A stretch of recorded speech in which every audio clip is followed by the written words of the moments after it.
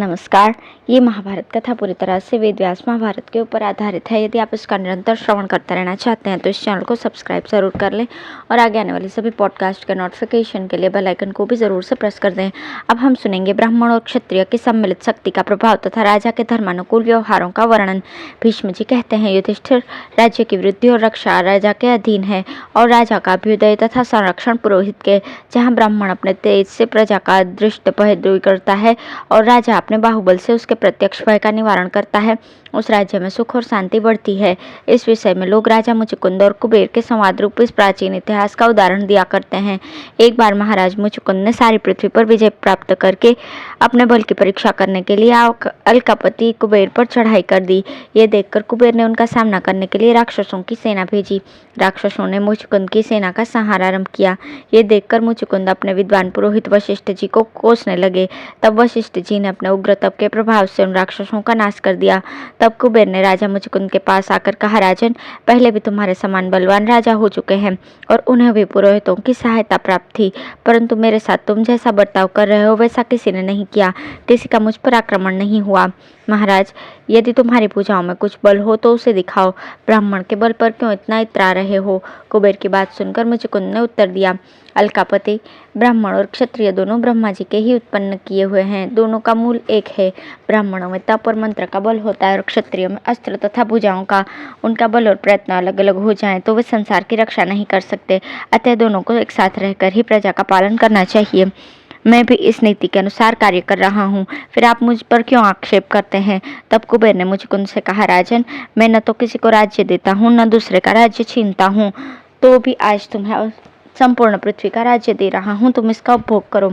उनके ऐसा कहने पर मुचुकुंद ने कहा, महाराज, मैं आपका दिया हुआ राज्य नहीं चाहता, मैं तो अपने बाहुबल से जीते हुए राज्य का ही उपभोग करूंगा।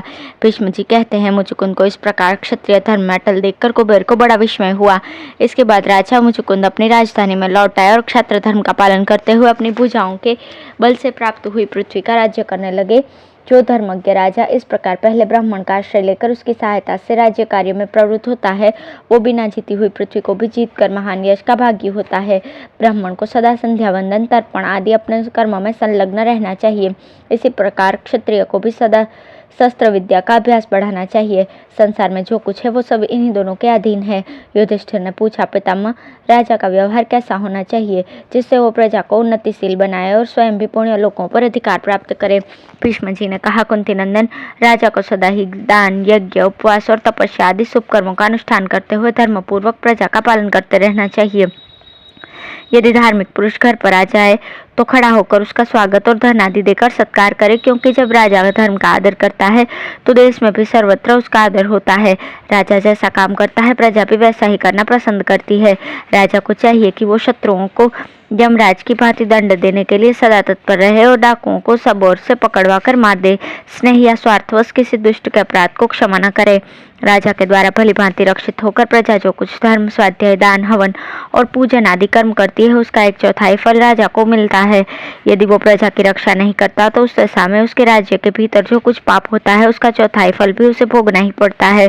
कुछ लोगों का मत है कि उस अवस्था में राजा को प्रजा के पूरे पाप का भागी होना पड़ता है और किन्हीं के मत में उसे आधा पाप लगता है। ऐसा राजा क्रूर और मिथ्यावादी समझा जाता है। अब हम उस उपाय का वर्णन करते हैं जिससे राजा को ऐसे पापों से छुटकारा मिल सकता है। यदि चोरों ने किसी का धन चुरा लिया हो, राजा उसका पता लगाकर लौटा लाने में असमर्थ हो तो अपने खजाने से उतना धन प्रजा को दे दे। अगर ये भी न हो सके तो रियासत के प्रधान कर्मचारियों से चंदा एकत्रित करके फिर दे दे। ब्राह्मण के समान ही उसके धन की भी रक्षा करना सब वर्णों का कर्तव्य है। जो ब्राह्मणों को कष्ट पहुंचाता हो उसे अपने राज्य में नहीं रहने देना चाहिए। ब्राह्मणों की कृपा होने से राजा कृतार्थ हो जाता है। जैसे सब प्राणी मेघों के और पक्षी वृक्षों के सहारे जीवन निर्वाह करते हैं, वैसे ही सब मनुष्य राजा के आश्रित होकर जीवन धारण करते हैं। जो राजा कामी, क्रूर और लोभी होता है वो प्रजा का पालन नहीं कर सकता। युधिष्ठिर ने कहा, पितामह, मैं अपने सुख के लिए एक क्षण भी राज्य की इच्छा नहीं करता। मुझे तो धर्म के लिए ही राज्य पसंद है, मगर इसमें धर्म नहीं है। ऐसी दशा में राज्य लेकर क्या करना है? अब तो मैं धर्म करने की इच्छा से वन में ही जाऊंगा और वहां की पवित्र झाड़ियों में रहकर धर्म की आराधना करूंगा। राजदंड का सर्वथा त्याग कर दूंगा और जितेंद्रिय होकर मुनि की भांति फल मूल का आहार करके जीवन व्यतीत करूंगा। भीष्म जी ने कहा कि मैं जानता हूँ तुम्हारी बुद्धि में कोमलता अधिक है, मगर राजा के लिए ये गुण नहीं है। निरकोमल स्वभाव का मनुष्य राज्य का शासन नहीं कर सकता। तुम्हें अत्यंत धार्मिक, कोमल और दयालु देखकर लोग कायर समझेंगे। तुम्हारे प्रति उनकी महत्व बुद्धि नहीं होगी। अपने बाप दादों के व्यवहार को अपनाओ। तुम जिस ढंग से रहना चाहते हो उस प्रकार से राजा कभी नहीं रहते। इस प्रकार विकलता और कोमलता का आश्रय लेकर तुम प्रजापालन से होने वाले धर्म के फल को नहीं प्राप्त कर सकोगे।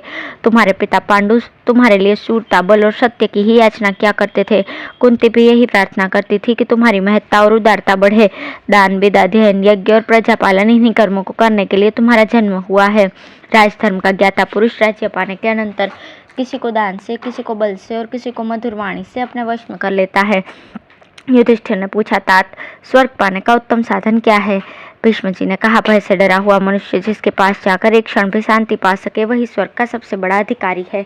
इसलिए तुम प्रसन्नता पूर्वक कुरुदेश के राजा बनो और सत्पुरुषों की रक्षा तथा दुष्टों का संहार करके स्वर्ग पर अधिकार प्राप्त करो।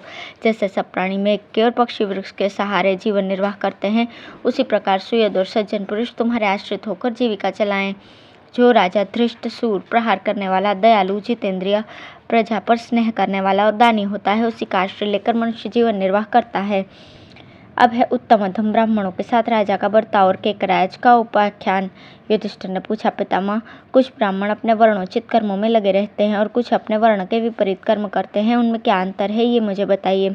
भीष्म जी ने कहा, जो विद्वान और उत्तम लक्षणों से संपन्न हैं, जिनकी सर्वत्र समान दृष्टि है, ऐसे ब्राह्मण ब्रह्मा जी के समान माने गए हैं। जो ऋक, यजु और सामवेद का अध्ययन करके अपने कर्मों में लगे रहते हैं, वे ब्राह्मणों में देवता के समान समझे जाते हैं।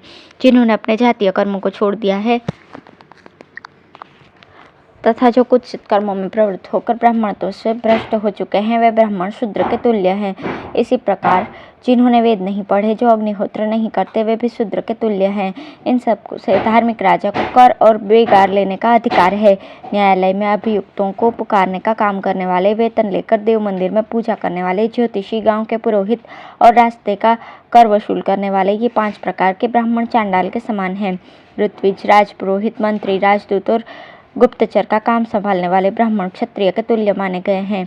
घुड़सवार, हाथी सवार, रथी और पैदल सिपाही का काम करने वाले ब्राह्मणों को वैश्य के समान समझा जाता है। यदि राजा के खजाने में कमी हो तो उपर्युक्त ब्राह्मणों से वो कर ले सकता है। केवल उन ब्राह्मणों से जो ब्रह्मा और देवताओं के समान बताए गए हैं कर नहीं लेना चाहिए। राजा ब्राह्मण के सिवा अन्य सभी वर्णों के धन का स्वामी होता है तथा जो अपने वर्ण धर्म के विपरीत कर्म करते हैं, उन ब्राह्मणों के भी धन पर राजा का ही अधिकार है। राजा कर्म भ्रष्ट ब्राह्मण को किसी प्रकार भी क्षमा न करे, बल्कि धर्म पर अनुग्रह करने के लिए उसे दंड देकर धर्मात्मा ब्राह्मणों की श्रेणी से अलग कर दे। वेदवेत्ता स्नातक यदि जीविका का कोई साधन न होने के कारण चोरी करने लगे तो राजा का कर्तव्य है कि उसके भरण पोषण का प्रबंध करे। जीविका मिल जाने पर भी यदि वो चोरी करना न छोड़े तो उसे कुटुंब सहित राज्य से बाहर निकाल देना चाहिए। युधिष्ठिर ने पूछा, पितामह, किन किन मनुष्यों के धन पर राजा का अधिकार होता है और राजा को कैसा बर्ताव करना चाहिए? भीष्म जी ने कहा, राजा ब्राह्मण के सिवा अन्य सभी वर्णों के धन का स्वामी होता है तथा जो अपने कर्म से भ्रष्ट हो चुके हैं, उन ब्राह्मणों के भी धन पर राजा का ही अधिकार है। उसे कर्म भ्रष्ट ब्राह्मणों की ओर से लापरवाही नहीं करनी चाहिए।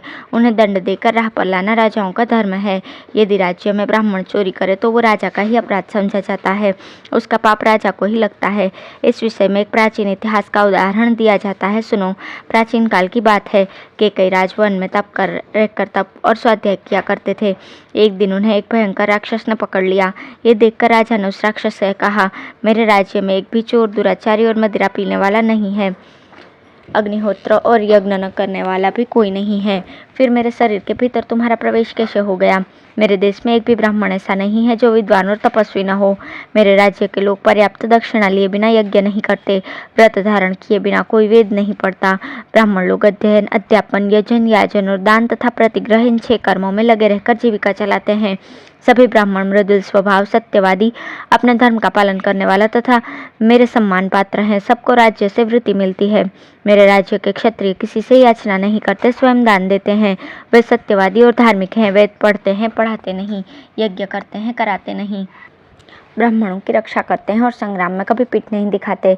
मेरे यहाँ के वैश्य भी अपने कर्मों में ही लगे रहते हैं। वे छल कपट छोड़कर खेती, गोरक्षा और व्यापार से जीविका चलाते हैं। प्रमाद में समय नहीं बिता करते, सदा काम में ही लगे रहते हैं, उत्तम व्रतों का पालन और सत्य भाषण करते हैं, अभ्यागतों को देकर खाते हैं और सबके हित का ध्यान रखते हैं, इंद्रिय संयम और पवित्रता कभी नहीं छोड़ते। मेरे राज्य के शूद्र भी अपने कर्तव्य से विमुख नहीं होते। वे ब्राह्मण आदि तीनों वर्णों की सेवा से जीविका चलाते हैं और किसी की भी निंदा नहीं करते। मैं भी दीन, दुखी, अनाथ, वृद्ध, दुर्बल, आतुर तथा स्त्रियों को अन्न वस्त्र देता रहता हूँ। अपने कुल धर्म, देश धर्म तथा जाति धर्म की परंपरा का कभी लोप नहीं होने देता।